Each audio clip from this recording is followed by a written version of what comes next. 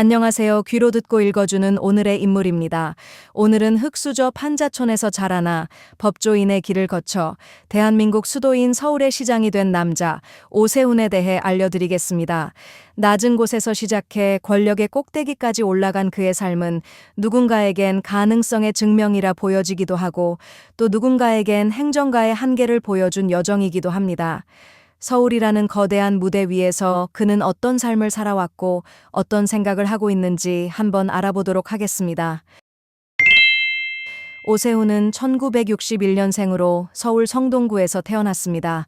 일남 일녀 중 장남으로 태어난 그는 어린 시절이 아주 힘들고 고된 생활이었다고 합니다. 전기와 수도가 들어오지 않는 판자촌에서 자랐던 그는 공동 우물과 화장실을 쓰며 어린 시절을 보냈다고 합니다. 이 당시 셋집이라도 얼른 자리를 잡고 싶다, 한 곳에서 오래 살아보고 싶다라는 희망을 품고 지냈다고 합니다. 학창시절도 여러 초등학교를 옮겨 다녔고 공부머리는 뛰어났던 오세훈은 한국외대에 입학했지만 이후 고려대 법대로 편입하여 법 공부를 시작하였습니다. 그는 천주교 신자이며 세례명은 스테파노라고 합니다. 현재는 결혼하여 자녀 2명을 두고 있습니다. 오세훈은 처음 변호사로 활동을 시작하였습니다. 당시 1990년대 환경권이라는 개념이 낯설던 시절부터 환경 관련 소송들을 맡아온 전적이 있다고 합니다. 실제로 일조권 문제로 대기업을 상대로 승소 판결을 이끄는 등 인정받는 변호사로 자리매김을 했다고 알려져 있습니다. 승소를 장담할 수 없었던 사건임에도 불구하고 외로운 싸움에 지친 사람들을 외면하지 않았던 그는 대한민국 최초로 헌법상 일조권을 환경권으로 인정받은 판례가 되었습니다.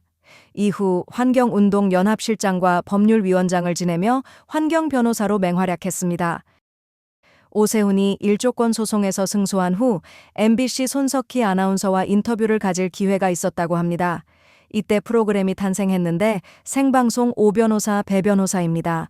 방송 능력이 뛰어난 오세훈은 그것이 알고 싶다의 진행을 담당하기도 하고 여러 뉴스, 시사 프로그램의 진행을 맡기도 했습니다.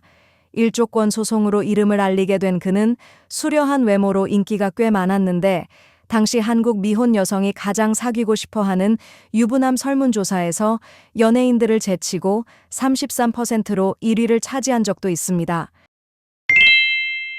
오세훈은 2000년대에 있었던 제16대 국회의원으로 국회에 입문하였습니다. 당시 러브콜이 쏟아졌지만 이회창의 설득으로 한나라당의 공천을 받아 서울 강남구 을에 출마하여 당선되며 본격적인 정치 행보를 시작하였습니다. 정치개혁특위 간사로 활동하며 오세훈 법이라 불리는 정당법, 공직선거법, 정치자금법 등에 관여하며 그의 정치개혁 이미지의 기반을 쌓아왔습니다. 이후 2006년 45세의 나이로 서울특별시장에 당선되며 본격적인 행정가의 길을 걷게 되었고 2010년에 재선에 성공하였습니다. 오세훈은 2011년 당시 서울시 무상급식 정책에 반대를 하며 주민투표를 제안하였습니다. 투표에 시장직을 걸었다가 투표 무산으로 결국 사퇴를 했던 사건이 있었는데 아마 오세훈의 인생에서 가장 큰 사건이 아닐까 하는 생각이 듭니다. 정치 여정마다 승부사 기질을 보이며 과감한 결단을 내리기도 한 그의 모습은 같은 당인 보수 진영에 피해를 입힌 적도 있어 조금 경솔하다는 비판을 받기도 합니다. 그 뒤 10년이 지난 2021년에서 시장직에 다시 복귀했고 재선에 성공하며 다시 서울의 수장이 되었습니다. 오세훈 서울시장이 무상급식 투표에 시장직을 걸어 사퇴한 이후 그는 영국 킹스 칼리지 런던에서 연구원으로 재직했고 중국 상하이 푸단 대학에서 단기 어학 연수를 하였습니다. 또한 로펌 고문 변호사로 지내며 한양대학교 특임교수, 고려대학교 석좌교수로 재직을 했습니다. 마냥 쉬는 것이 아니라 누구보다 더 열심히 살았던 그는 2016년 다시 총선에 나오기까지 언론과의 접촉을 하지 않은 채 공부와 교수 생활로 철저히 야인 생활을 했다고 합니다. 그리고 오세훈은 2016년, 2020년 국회의원 선거에 출마하였지만 2위로 낙선하였습니다. 오세훈은 2022년 서울특별시장 후보로 나섰고 서울 425개 행정동에서 모두 승리하여 진정한 완승을 거두었습니다. 59%의 득표율로 2위였던 39%, 송영길 후보에게 19%의 격차로 승리하며 최초의 4선 서울특별시장이라는 타이틀을 얻게 됩니다.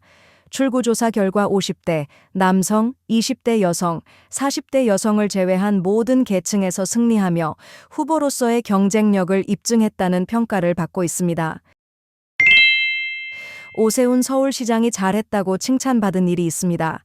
바로 과거의 디자인 서울이라는 정책을 통해 도시 경쟁력을 높여 서울이 2010년 유네스코 세계 디자인 수도로 지정된 사건입니다. 또한 여행 프로젝트를 도입하여 UN 공공행정상을 2회 연속 수상하기도 했습니다. 오세훈이 힘들었던 어린 시절, 한 곳에서 이사 없이 쭉 살고 싶다는 소망 하나에서 출발된 장기 전세 주택 시프트 정책 또한 UN이 지정한 도시주거 정책의 모범 사례로 세계에 알려졌다고 합니다. 이 당시 재임 기간 동안 서울의 도시 경쟁력 지수는 20위권에서 10위권으로 올라갔으며 도시 청렴도 또한 15위에서 1위로 상승했다고 합니다. 오세훈 시장의 정책과 스타일이 보수적이긴 합니다. 그래서 급변하는 서울 시민들에게는 보수의 방식이 때론 민심과 어긋난다는 지적이 계속되고 있습니다. 특히 젊은 세대, 진보 성향 시민들 사이에서는 오세훈의 정책이 충분한 복지를 담지 못한다는 평가가 나온다고 합니다. 서울의 미래가 어떻게 변할지, 보수적 리더십이 시민의 기대와 어떻게 조화를 이룰 것인지가 앞으로 중요한 과제라고 보여집니다. 더 폭넓은 시민의 삶을 담아낼 수 있는 정책적 시도가 필요하다는 목소리가 점점 커지는 만큼 서울시장으로서 한 번 더 고민을 해봐야 할 것 같습니다. 오세훈 시장은 2021년 서울시장 보궐선거를 앞두고 정치브로커 명태균에게 여론조사를 의뢰하고 그 비용 3,300만 원을 제3자에게 대납하게 한 혐의인 정치자금법 위반으로 현재 불구속 기소 상태입니다. 오세훈 측 입장으로는 민주당과 명태균이 한몸이 되어 특검팀과 함께 오세훈 죽이기를 하겠다는 것이냐고 입장을 밝혔다고 합니다. 지난달 대질 조사에서 오세훈 시장은 혐의를 전면 부인을 했지만 오세훈의 주장보다 명태균의 말이 더 믿을만하다고 판단하였습니다.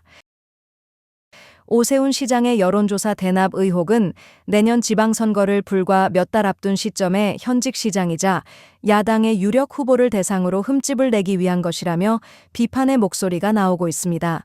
그의 정치적 미래와 신뢰에 큰 부담이 생긴 것인데요. 이 위기를 틈타 민주당 김민석 총리가 유력한 서울시장 후보 중 한 명으로 언급되고 있다고 합니다. 향후 상황에 따라 김민석 의사와 달리 서울시장 출마를 하게 될 수도 있다는 이야기가 나오기도 한다고 합니다.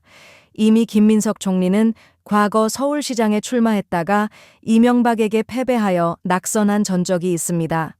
2026년 지방선거를 앞두고 이러한 리스크를 어떻게 극복해 나갈지, 앞으로 어떻게 진행될지 지켜봐야 할 것 같습니다. 오세훈 서울시장의 앞으로 방향은 어떻게 될까요? 권력의 높이가 아닌 시민의 삶이 중심이 되는 정치, 그것이 서울이 앞으로 가야 할 길이라고 생각합니다. 화려한 도시 불빛 뒤에 가려진 시민들의 진짜 목소리를 듣는 것이 비로소 더 따뜻하고 공정한 서울이 될 수 있을 것 같습니다. 정치인의 약속보다 중요한 건 시민의 현실이라 생각합니다. 오세훈이 보여준 도전들 또한 공공의 삶을 위한 것이어야 합니다. 오늘은 오세훈 서울시장에 대해 알아보았습니다. 감사합니다. 구독과 좋아요 부탁드립니다.